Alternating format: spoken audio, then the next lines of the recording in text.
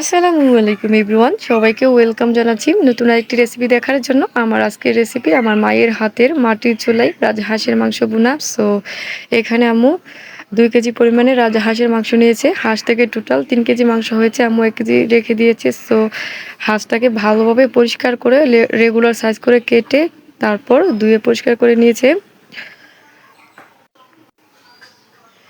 এখন মাটির চুলাতে একটা হাঁড়ি বসিয়ে দিল আর দিয়ে দিল পরিমাণ মতো সরিষার তেল। চেষ্টা করবেন সরিষার তেল দিয়ে হাঁসের মাংস রান্না করতে, এতে করে মাংসটা খেতে অনেক সুস্বাদু হয়। আর দিয়ে দিল পরিমাণ মতো পেঁয়াজ কুচি, আরও অ্যাড করে দিল গোটা গরম মশলা, তেজপাতা, দারচিনি, কালো এলাচ, সবুজ এলাচ, লবঙ্গ, দারচিনি আর 2 পিস স্টার এনিস। অবশ্যই স্টার এনিস দিবেন, হাঁসের যে একটা এক্সট্রা গন্ধ থাকে এটা থাকে না। চেষ্টা করবেন স্টার এনিস দিতে। পেঁয়াজ ভেজে নিয়ে অল্প একটু পানি দিয়ে দিল আর দিয়ে দিল 2 টেবিল চামচ আদা রসুন বাটা, 2 টেবিল চামচ মরিচের গুঁড়া, 2 টেবিল চামচ জিরার গুঁড়া আর 2 টেবিল চামচ হলুদের গুঁড়া আর 1.5 টেবিল চামচ ধনিয়ার গুঁড়া। হাঁসের মাংস একটু মশলা বেশি দিতে হয়। সরি, আম্মু 3 টেবিল চামচ আদা রসুন বাটা দিয়েছে, অফ ক্যামেরা দিয়েছিল, আমি ভিডিও করতে ভুলে গিয়েছিলাম। আর দিয়ে দিল পরিমাণ মতো লবণ। এখন মশলাটা ভালোভাবে কষিয়ে নিয়েছে। এখন হাঁসের মাংস অ্যাড করে দিল। এখন ভালোভাবে নেড়ে ছেড়ে 10 মিনিটের জন্য ঢেকে দিবে।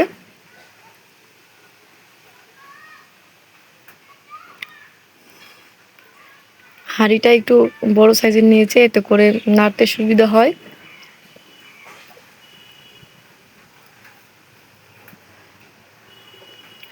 দশ মিনিটের জন্য ঢেকে দিয়েছে।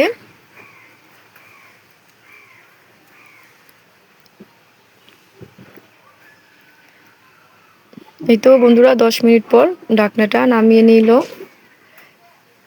এখন আরও ভালোভাবে নেড়ে চেড়ে কষিয়ে নিতে হবে। আর দিয়ে দিল পেঁয়াজ কুচি।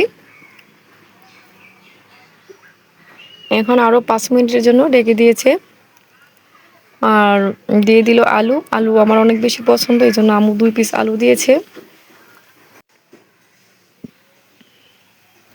মাংস যত কষাবেন ততই খেতে ভালো লাগে। তো কষানো হয়ে গেছে।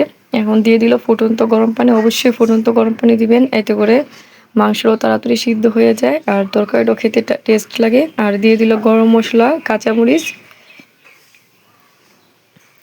এখন আর 10 মিনিটের জন্য ঢেকে দিয়েছে। এই তো আবার ঢাকনাটা নামিয়ে নিল। আলহামদুলিল্লাহ, রান্না কমপ্লিট। এখন আম্মু আরও 5 মিনিটের জন্য চুলা থেকে ঢেকে বসিয়ে দিয়েছিল। এখন নামিয়ে নিবে। হাঁসের মাংস কে কে খেতে পছন্দ করেন অবশ্যই কমেন্ট করে জানাবেন। আর আমার রেসিপিটা আপনাদের কাছে কেমন লেগেছে অবশ্যই কমেন্ট করে জানাবেন। আল্লাহ হাফিজ।